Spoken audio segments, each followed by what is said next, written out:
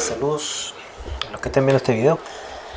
Voy a ver una pequeña presentación respecto de el cambio climático, el tema de los modelos y la evidencia.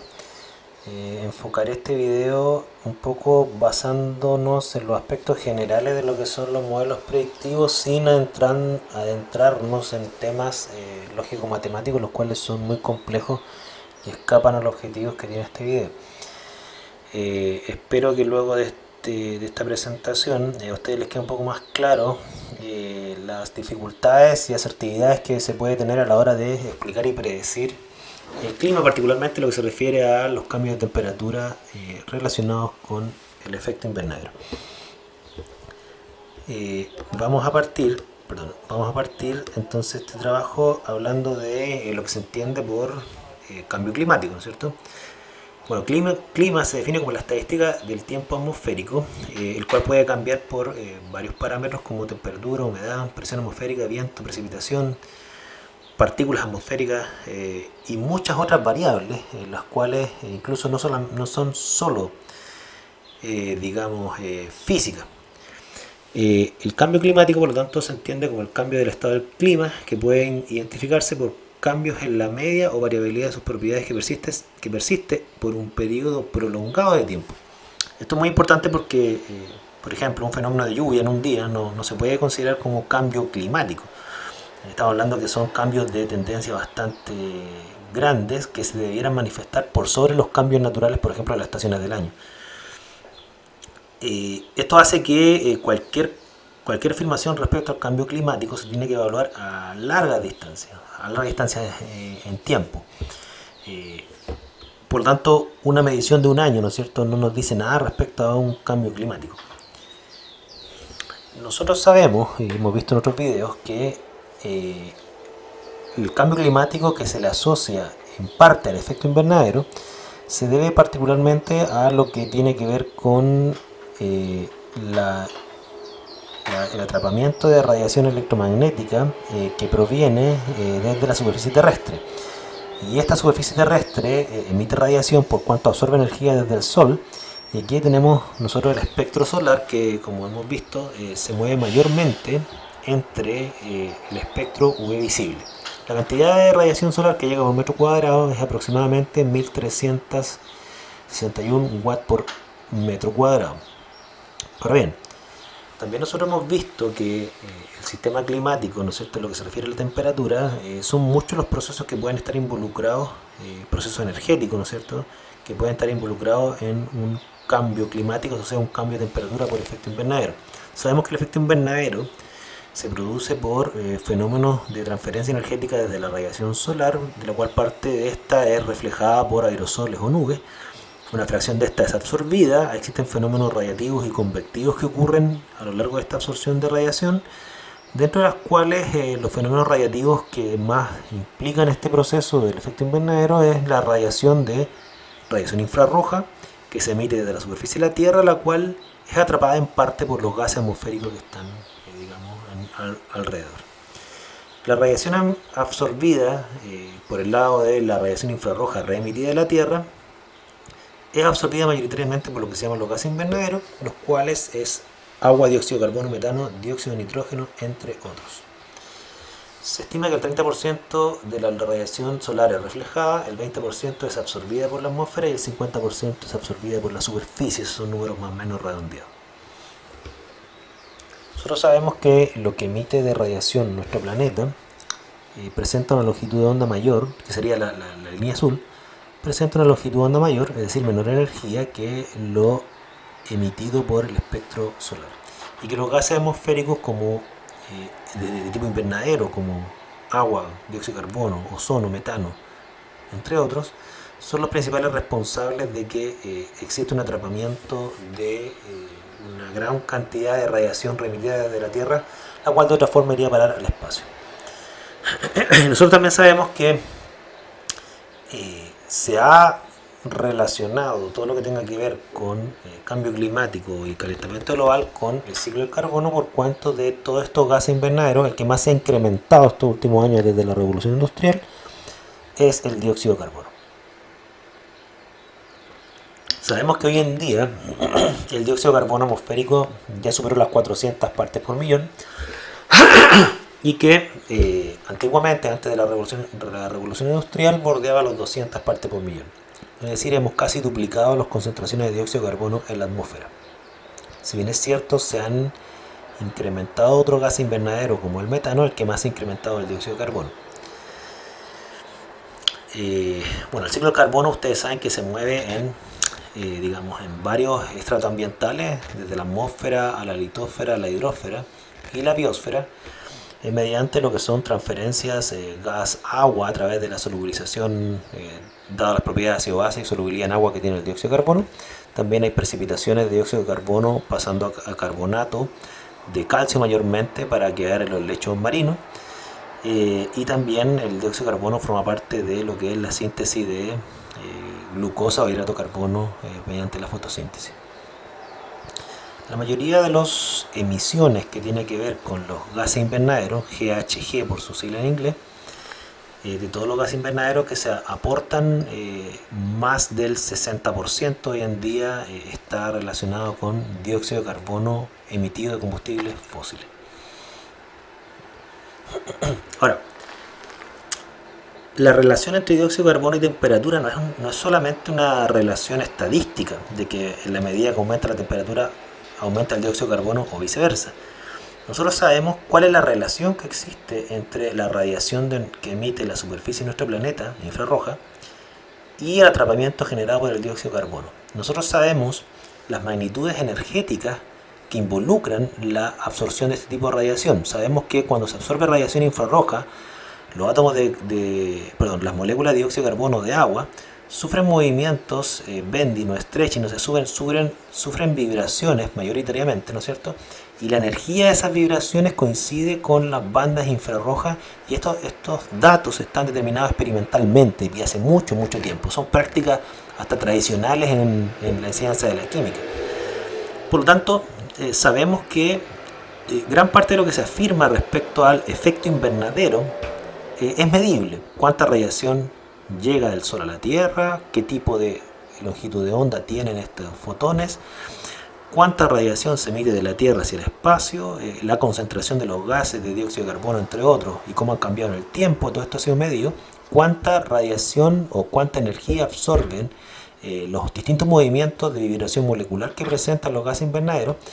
Por lo tanto, la relación que hay entre dióxido de carbono y temperatura no es solamente una relación estadística, es una relación causal. Los mecanismos y los procesos que conectan la variable causa con el efecto están determinados de forma incluso experimental. Por lo tanto, los cambios observados que hay entre temperatura, que sería lo que está el gráfico que está a la izquierda, versus dióxido de carbono, que es lo que está a la derecha, en donde el dióxido de carbono representaría, los niveles de dióxido de carbono serían la línea verde, ¿no es cierto? Esa, si bien es cierta, se ve que hay una correlación. Además, la relación causal es conocida y comprobada. Por lo tanto, podemos decir que existe una relación de causalidad entre dióxido de carbono y temperatura. Ahora, una cosa es decir que se puede relacionar el aumento de temperatura global con el incremento de dióxido de carbono atmosférico, y otra cosa es decir, bueno, ¿y cuánto influye? Porque también hay que ser muy claro que la variable dióxido de carbono no es la única variable que explica la temperatura atmosférica. Entonces, aquí en este caso, ¿no es cierto?, la pregunta es válida. Es válida no respecto a si existe o no relación, eso ya está concluido. Es de qué magnitud es esa relación sobre muchas otras variables que afectan a la temperatura de nuestro planeta. Para eso hay que entender que cuando uno tiene un sistema complejo en ciencia, dado que es muy difícil entender la complejidad, lo que uno hace es un procedimiento de modelamiento en donde, como todo modelo, ¿no es cierto?, que es una representación conceptual de la realidad, uno se fija al principio en algunas variables para demostrar que tienen relación o no con algunos efectos, y luego, en la medida en que esas variables comiencen a presentar cierta evidencia a favor, yo voy incluyendo variables cada vez más complejas para aproximar el modelo a la realidad, entendiendo que la realidad es extremadamente compleja y que los fenómenos climáticos relacionados con la temperatura son muchísimos. Si ustedes ven esta línea histórica que está acá, la línea histórica muestra que los primeros intentos registrados para entender la temperatura de nuestro planeta vienen desde la época de Fourier. Fourier ya estudiaba, ¿no es cierto?, la contribución que tiene la atmósfera en la temperatura de nuestro planeta, simplemente entendiendo que existía cierta cantidad de luz visible que llegaba desde el Sol, de la cual la atmósfera atrapaba parte de esa radiación. Y él hacía mediciones experimentales donde demostraba que efectivamente había un atrapamiento de la radiación mediante los gases atmosféricos. Pero ahora, ¿cuál componente de los gases atmosféricos era responsable del atrapamiento de la radiación, entendiendo que la atmósfera es una mezcla de varios compuestos? Eso en la época de Fourier todavía no estaba del todo claro. Ya en la época de Tyndall se empezaron a hacer los primeros experimentos para demostrar que de todos los componentes atmosféricos, uno de los que absorbían efectivamente la radiación era el dióxido de carbono, también mediante estudios experimentales. Una vez que ya se tenía más o menos claro que el dióxido de carbono era uno de los gases responsables del atrapamiento de la radiación que emitía nuestro planeta, vinieron varios aportes de Arrhenius. Uno de los principales fue que Arrhenius fue uno de los primeros en calcular cuánto es el peso estadístico que tiene la variación de dióxido de carbono en el incremento de la temperatura. Ahora, obviamente que el dióxido de carbono no es el único gas invernadero. Los modelos empezaron a complejizar aún más y empezaron a incluir otros gases como gases como el agua, ¿no es cierto?, o vapor de agua, se empezó a poner en duda, ¿no es cierto?, de las predicciones que planteaba Arrhenius respecto de el dióxido de carbono como causante de la variación de la temperatura. Yo me voy a detener en el caso de Arrhenius un poco, simplemente para explicar un contexto histórico que es muy interesante. El interés que tuvo Arrhenius por estudiar el efecto que tiene el dióxido de carbono sobre la temperatura del planeta, fíjense que no provino de comprender el efecto invernadero relacionado con el calentamiento global. De hecho, en esa época ni siquiera se hablaba de calentamiento global. Fíjense la época que estamos hablando de Arrhenius, que fue mucho antes de la gran revolución industrial de 1950. El interés que generó en Arrhenius la relación que tenía el dióxido de carbono con la temperatura provenía de otra pregunta científica, que era tratar de comprender las causas de las glaciaciones. Ustedes saben que nuestro planeta ha pasado por varios procesos de glaciación, o sea, épocas muy frías. Y la explicación es por qué nuestro planeta pasó por épocas tan frías que, por ejemplo, generaron puentes de hielo en el estrecho de Bering y el congelamiento de casi la mitad del planeta.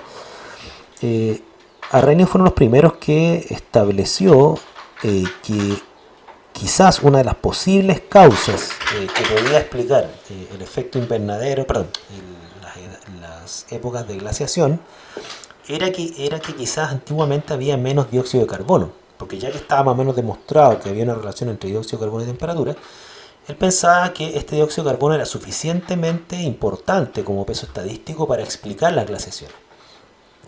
Y él determinó, mediante cálculos teóricos, que si se reducía la mitad de la cantidad de dióxido de carbono en la atmósfera, la temperatura, al menos de Europa, podría bajar hasta 4 a 5 grados Celsius. Los modelos de Arrhenius eran bien simples, eran modelos que incluían no más de 3 o 4 variables, como aparecen en esta ecuación. Yo no me voy a detener a explicar la ecuación, pero solamente me basta decir que eran modelos matemáticos muy simples que relacionaban temperatura con muy pocas variables. Variables como la concentración de dióxido de carbono, lo que se llama el albedo, que es más o menos cuánta radiación absorbe la superficie de nuestro planeta, cuánta remite, y con eso se generaron modelos matemáticos bien simples que permitían calcular la variación de la temperatura. Permítanme unos segundos, vuelvo en 5 segundos.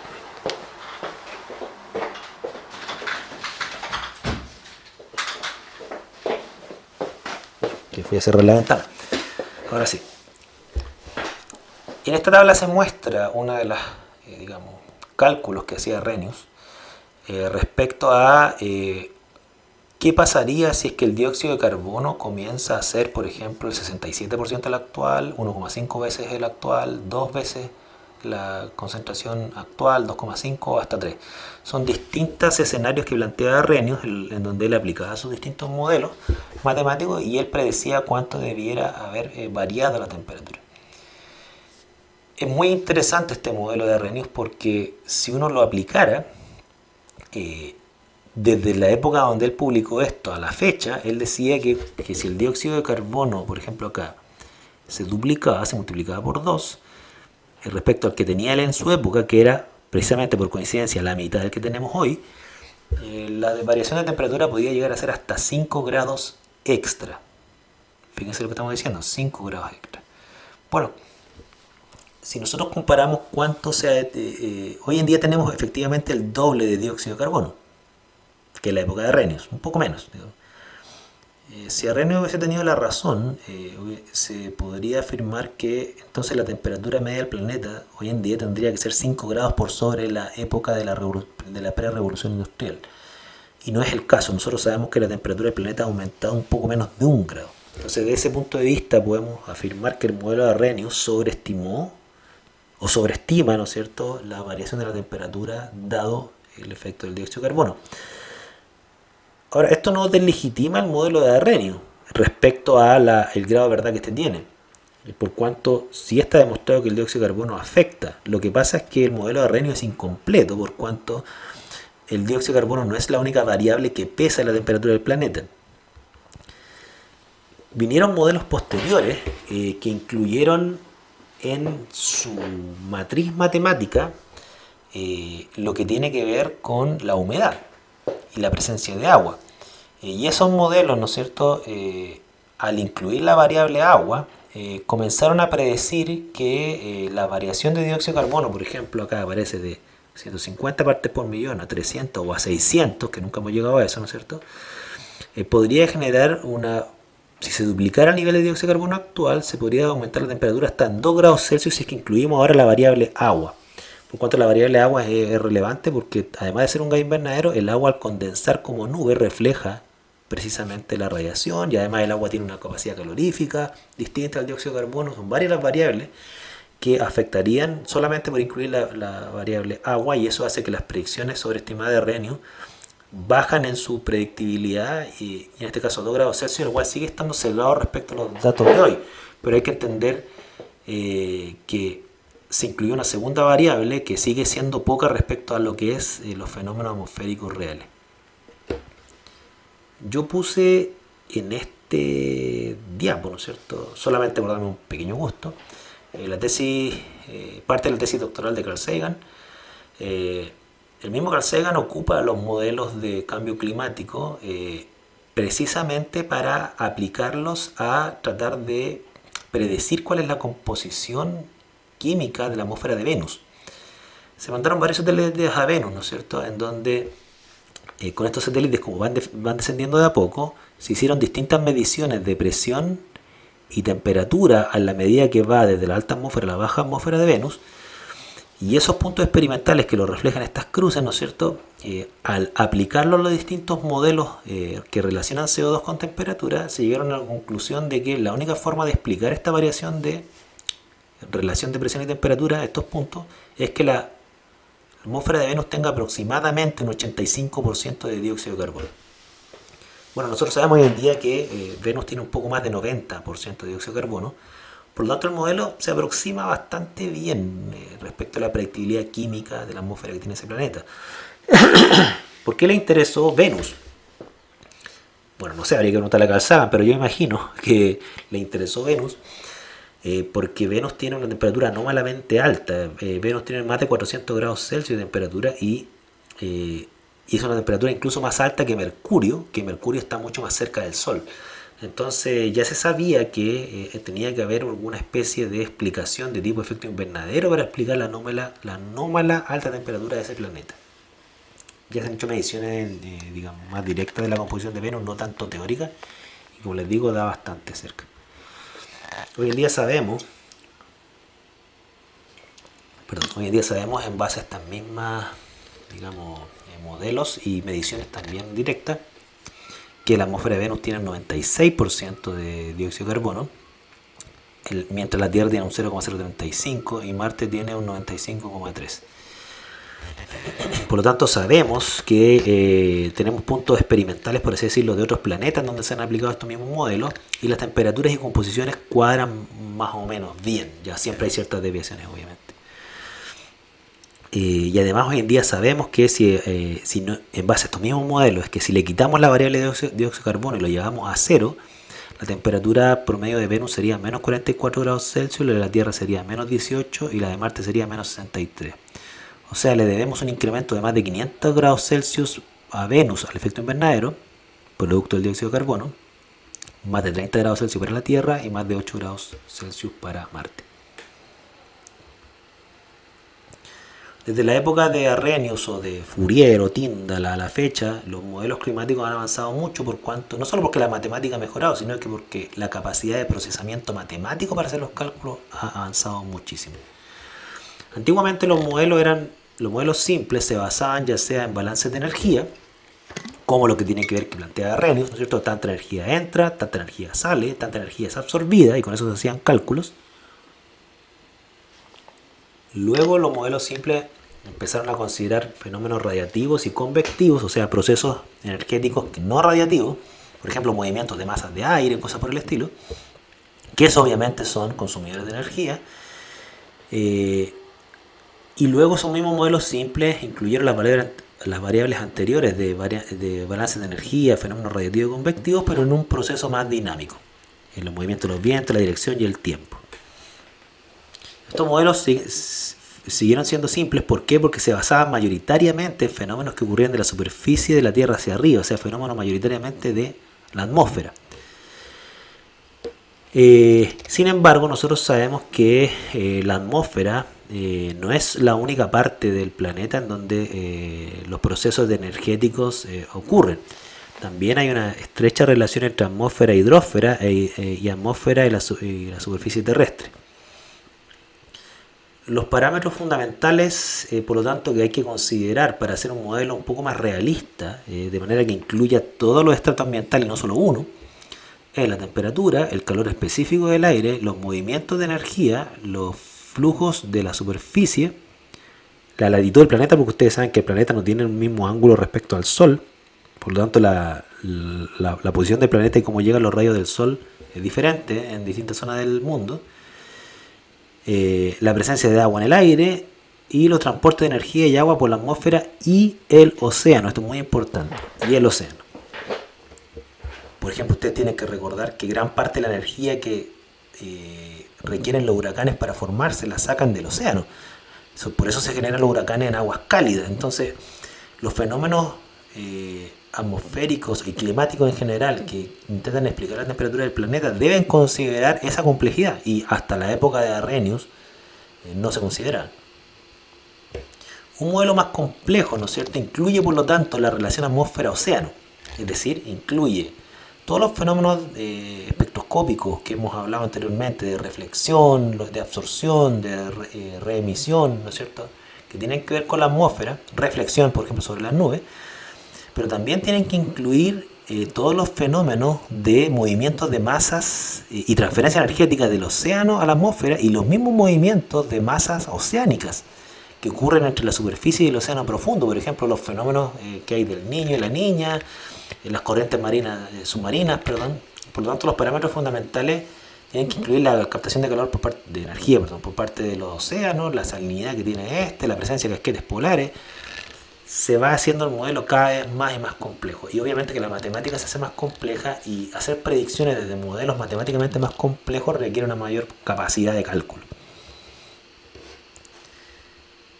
Hoy en día se utilizan modelos complejos acoplados, o sea que utilizan todas las variables atmosféricas y oceánicas que pueden, ya porque distan bastante de ser perfectos, para hacer predicciones, ¿no es cierto?, en donde incluyen fenómenos de transferencia energética como calor, fenómenos de cambios de fase como evaporación y precipitación, parámetros estadísticos del océano y del suelo, y parámetros termodinámicos que tienen que ver con la atmósfera, movimientos atmosféricos, y así sucesivamente. Los distintos modelos que se utilizan para los informes del IPCC entonces se basan en modelos cada vez más complejos. En la época de los 70, donde tengo entendido que todavía no había informes del IPCC, se utilizaban modelos exclusivamente atmosféricos y de tipo de balance energético o radioactivo. Luego se empezó a incluir la superficie terrestre, se empezaron a incluir los océanos y las capas de hielo en los modelos. En los mediados de los 90 ya se está incluyendo fenómenos atmosféricos de superficie terrestre, hielo, se empezó a incluir el aerosol generado por los sulfatos, mayoritariamente porque las partículas atmosféricas, muchas de ellas son sulfatos y reflejan la luz y eso afecta los ciclos energéticos y afecta la temperatura. Se empezó a incluir el modelo del carbón de la superficie terrestre porque el carbón, sobre todo el carbono negro, el carbono café, tienen capacidad de absorber más radiación que la superficie común y corriente y por lo tanto también afectan a los fenómenos radiativos. Y se empezó a incluir el carbono oceánico en esto y su ciclo, ¿no es cierto?, en todas estas capacidades predictivas. Y también se incluyó la química atmosférica, porque también parte de la radiación de la luz se ocupa para reacciones químicas, por ejemplo, la formación de ozono. Y así se fueron incluyendo cada vez más parámetros, por ejemplo, sulfatos no de tipo no, aerosoles no de tipo sulfato, como lo existen hoy en día en gran parte de las atmósferas del mundo. Por ejemplo, los aerosoles que generan una estela de avión, en parte son sulfatos, pero muchos son cristales de agua. En los fenómenos vegetativos, y así sucesivamente, ¿ya? Se van haciendo cada vez más y más complejos. Entonces aquí hay una sigla de varios modelos utilizados donde se entiende que la última, la R4, que es de un modelo del año 2007, uno debería tener más confianza en ella porque involucran más parámetros.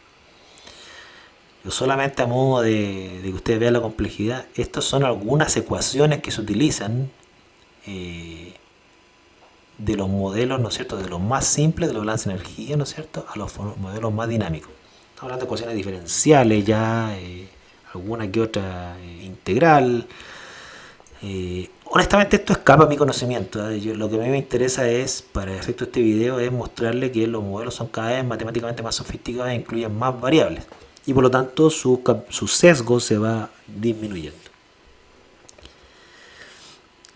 Voy a saltarme todo esto, ¿no es cierto? La matemática es muy muy compleja. Quien sea experto en modelos matemáticos, climáticos, que quiera aportar, bienvenido. Ahora, con estos modelos matemáticos se pueden hacer varias predicciones. Una predicción es cómo variará los niveles de dióxido de carbono en función del tiempo. Aquí hay una predicción hasta pasado el 2030. Estamos más o menos entrando al 2020, que estamos por acá, ¿no es cierto? Ya sabemos que estamos un poco por sobre los 400 partes por millón. Fíjense que esta predicción se hizo el 2010, que decía que íbamos a tener poco menos de 400 y que para el 2020 podíamos tener entre 420 aproximadamente, un poco más, o un poco menos de 400. Bueno, si ustedes se meten a la página de la NASA, ustedes van a encontrar que estamos un poco por sobre los 400, así que gran parte de los modelos, su predicción, su intervalo predictivo está dentro de eso. Esto querría decir que lo más probable es que para fines del 2030 ya vamos a estar bordeando los 440 partes por millón. Espero que no más, ¿ya? Ahora, también se pueden hacer predicciones en función de la temperatura, porque ya que sabemos cómo se inserta el CO2 en los fenómenos climáticos complejos, con estos modelos se estima que, por ejemplo, para el 2010, que teníamos casi 0,7 grados Celsius sobre la temperatura que había el año 50, se estima que, por ejemplo, si que nos vamos al 2030, puede ser que ya nos estemos aproximando a casi 1 grado o un poco más, incluso podría ser ahí cierta probabilidad que eso ocurra, un poco más de 1 grado sobre la temperatura que había en 1950. Pero fíjense, los intervalos de error son bien grandes ya, y son grandes no porque, digamos, los científicos hagan mal su trabajo, sino que son grandes porque esas son las limitantes predictivas que tenemos hoy en día. Todos los modelos predicen un alza de la temperatura, pero esa alza puede ser muy poca. Por ejemplo, puede ser que de aquí al 2030 tengamos una temperatura casi igual a la actual, o podría ser mucha, hasta, con poca probabilidad, 2 grados por sobre la temperatura de 1950. El tiempo lo dirá. El tiempo lo dirá.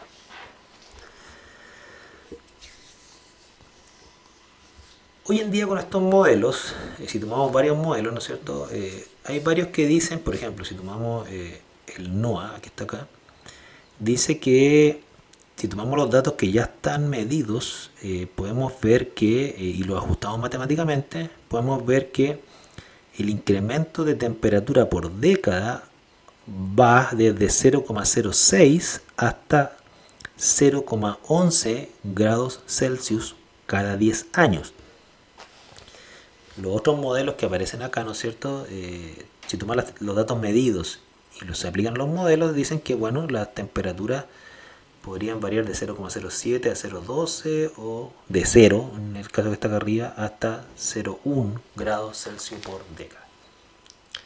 Por lo tanto, si uno parte de la base que la ciencia es lo mejor de nuestro conocimiento y que estos son los mejores modelos que conocemos hasta hoy en día, lo responsable es decir que ese es el incremento de temperatura por década, más o menos 0,1 grado por década, puede ser un poco menos, un poco más, pero por ahí va. Cada vez que se hacen cálculos en modelos, hay que ver que cada modelo toma las variables por separado y la integra matemáticamente. Lo que muestra acá, ¿no es cierto?, es modelos que incluyen parámetros que son procesos ambientales naturales como erupciones volcánicas, variaciones solares, porque el sol también varía en intensidad, porque existen ciclos solares. Existe la variación del efecto antropogénico a todo lo que tenga que ver con la variación de los grados Celsius por década, que es lo que aparece en el eje Y. Y nosotros podemos decir que, bueno, y el ENSO que aparece arriba, tengo entendido que es el fenómeno del niño y la niña. Fenómenos que son oceánicos, ¿no es cierto? Entonces, podemos afirmar que son muchas las variables que influyen en un incremento o disminución de la temperatura de nuestro planeta, y todas esas hay que superponerlas con lo mejor de nuestro conocimiento para ver cómo darían.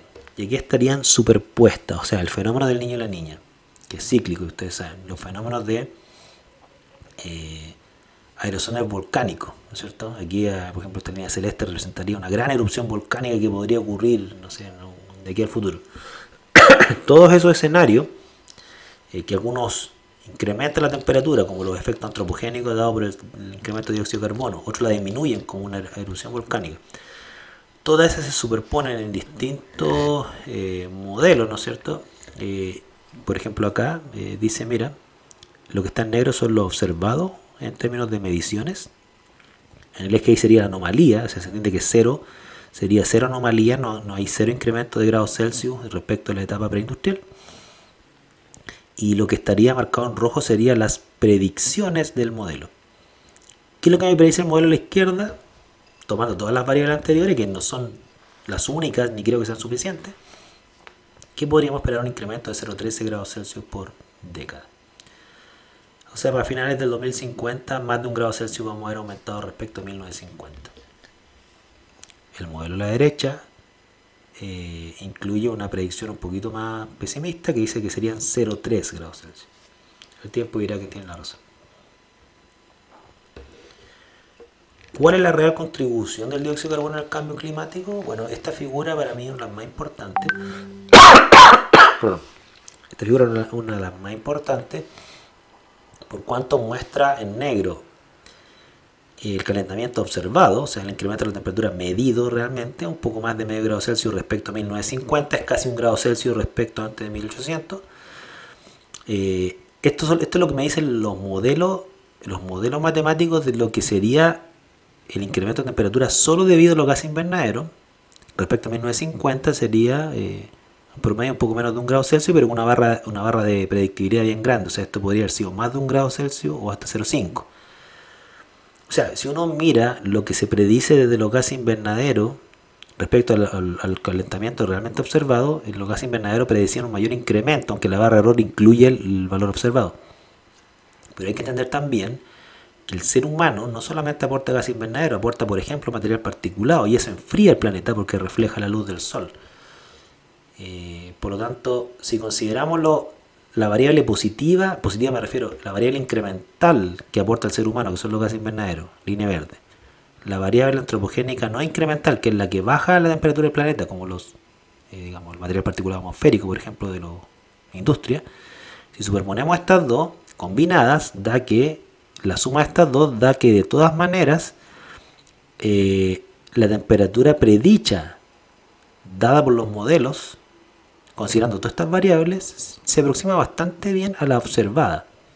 Por lo tanto, los modelos no están tan perdidos. Lo que pasa es que hay que considerar la barra de error que estos modelos incluyen, porque estos modelos no hacen una predicción mecanística, hacen una predicción estadística. ¿Por qué? Porque la aleatoriedad del clima es bien grande y hay que considerarla en las predicciones. Esta figura es bien interesante también porque muestra, fíjense en el eje X. El eje X sería la fuerza radiativa, ¿no es cierto?, que varía debido a los distintos parámetros que afectan el clima. Me explico.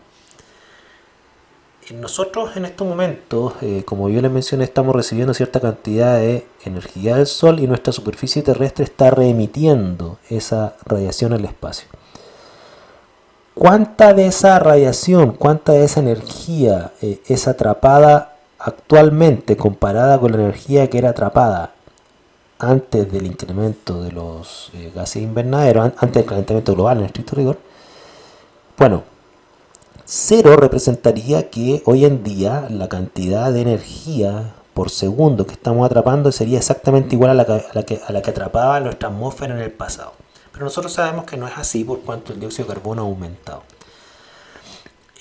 Nosotros sabemos que hoy en día el ser humano es responsable de un atrapamiento de en promedio un poco más por sobre de 2 watts por metro cuadrado. Hay que recordar que watt es una unidad de potencia, es energía por segundo. Por lo tanto me está diciendo que nosotros estamos atrapando más o menos 2 watts, tengo entendido que es joule por segundo. Entonces estamos atrapando poco más que 2 joules por segundo por metro cuadrado extra a lo que se atrapaba antes de la revolución industrial. Y de eso somos nosotros los causantes. Ahora, somos en parte los causantes. Las variaciones naturales estarían acá, en esta barra, la más chiquitita de abajo. O sea, ¿hay un incremento natural respecto al atrapamiento de energía? Sí, pero es despreciable respecto del aporte antropogénico. Y si nosotros vemos de todo ese aporte antropogénico, el atrapamiento de radiación, ¿quién es el que más influye? Aquí están separados por gases. Por lejos sería la barra café, el gas dióxido de carbono.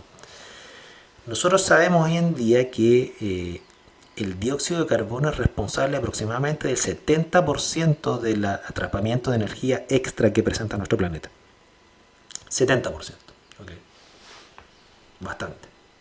O sea, el incremento de dióxido de carbono antropogénico es causante de aproximadamente el 70% del incremento del atrapamiento de radiación remitida por la superficie de nuestro planeta. Y nosotros sabemos que ese dióxido de carbono mayoritariamente es combustible fósil. Ahora, para terminar, solamente una reflexión. Mi reflexión es la siguiente. Muchas veces pasa que las personas que son negacionistas del efecto invernadero como responsable del calentamiento global, personas informadas me refiero, no los que siguen teorías conspirativistas, ¿no es cierto?, dicen lo siguiente, reconocemos que hay un incremento de la temperatura del planeta, reconocemos que hay una relación entre dióxido de carbono y temperatura, pero lo que nosotros pensamos es que ese dióxido de carbono, lo que influye en la temperatura del planeta es nada, es muy poco. Y que ni siquiera lo sabemos hoy en día, ni siquiera sabemos cuánto es el aporte del dióxido de carbono al calentamiento global. Y que lo más probable es que existan muchas otras variables que influyen más que el dióxido de carbono para explicar el calentamiento global, el cual por lo demás ha sido mucho más bajo de lo esperado. Esa es como una típica afirmación de un negacionista informado. Bueno, al respecto déjenme decir un par de cosas. Primero, es cierto que el incremento de temperatura ha sido menor al esperado. Si uno compara con los datos de Arrhenius, ¿no es cierto?, o los que vinieron después, efectivamente, algunos decían que eran 5 grados, 2 grados, no, y ha sido menos de 1 grado. Eso es cierto, número uno. Ahora, lo que es falso es que no sabemos cuánto es el aporte del dióxido de carbono en el atrapamiento, y ojo lo que voy a decir, el atrapamiento de energía. Sabemos que el dióxido de carbono es el principal causante, 70% del atrapamiento de la energía que es remitida a nuestra superficie. Ahora bien, ¿qué es lo que ha pasado? Y esta es una opinión, ¿ya? Es una opinión que me baso en los datos que están publicados. ¿Por qué si el dióxido de carbono es el principal responsable del incremento del atrapamiento de la radiación, por qué la temperatura ha aumentado menos de lo predicho? Bueno, aquí hay dos posibilidades, las cuales ni siquiera son excluyentes entre sí. Opción número uno, que los modelos les falta todavía perfección. Que obviamente debe ser muy probable, no creo que los modelos sean perfectos, van a seguir perfeccionándose. Son cada vez mejores los modelos, innegable.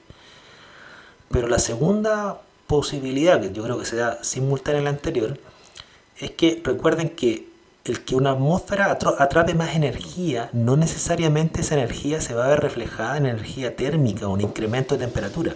Existen muchas otras formas de disipar esa energía. Y lo que estamos viendo hoy en día es que se está incrementando los fenómenos climáticos no radiativos. Estamos hablando movimientos, movimientos de masas que se están dando con mayor intensidad. Se están incrementando la frecuencia de los huracanes y la intensidad de este, ¿no es cierto? Se están incrementando los fenómenos extremos del clima. Por lo tanto, al parecer, y esta es mi opinión, recalco, es una opinión, hay que estudiarla, ¿no es cierto? Yo creo que lo que está pasando es que gran parte de esta energía extra que estamos atrapando se está yendo en fenómenos y procesos climáticos que la consumen. Por ejemplo, el hecho que existan más huracanes, lo más probable es que se debe a que está tomando esta energía que está atrapando la atmósfera de alguna manera para transformarlo en mayor cantidad de huracanes, en lluvias más intensas, en sequías más intensas. O sea, los movimientos climáticos asociados a los flujos de masas de agua, de masas de gas, de masas de aire, como ahora tienen más energía que antes, son más violentos. Son más violentos. Y eso es lo que está pasando hoy en día. Los fenómenos del niño y la niña son más intensos porque los flujos, ahora el océano aporta más energía, la atmósfera aporta más energía, entonces esto es lo que estamos viendo actualmente. Entonces quizás el día de mañana los modelos van a seguir fallando, es una posibilidad, van a seguir fallando respecto a que se siguen sobreestimando los incrementos de temperatura, es una posibilidad. Ahora, yo les creería a los negacionistas si es que sumado a que la temperatura es menor a la predicha, también los fenómenos climáticos extremos fuesen menores a los predichos. Y lo que está demostrando la evidencia es que es precisamente al revés. Las predicciones que se han hecho respecto a los fenómenos climáticos extremos están quedando cortos. Los cambios climáticos se están dando de forma más acelerada de lo esperado. Los cambios en la pluviometría de las ciudades, ¿no es cierto? Y los desastres naturales, producto de fenómenos naturales, se están dando con mayor frecuencia e intensidad de lo esperado. Entonces yo creo que ahí se está yendo la energía. Entonces yo me gustaría que la gente que todavía cree que esto es un timo, lo reflexione bien. Y si piensa que hay otra explicación, bueno, lo responsable es que es lo que hace cualquier persona que está dedicada a esto. Si cree que hay otra explicación, no solamente opine, publíquela, investigue, publíquela, convenza a la comunidad, y ahí vamos a ver si es que esto tiene aceptación y si es que el peso de la evidencia está a favor de estas ideas. De lo contrario, quedan como simples especulaciones. Eso por mi parte. Gracias.